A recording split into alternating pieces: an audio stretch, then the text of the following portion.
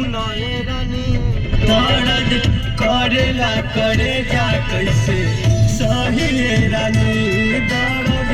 करेला करे जा कैसे सही रानी टूटल दिल के आवाज चांदी सुनाए रानी टूटल दिल के आवाज चांदी सुनाए रानी दर्द करेला करे जा कैसे सही रानी दर्द करेला करे जा कैसे सही रानी।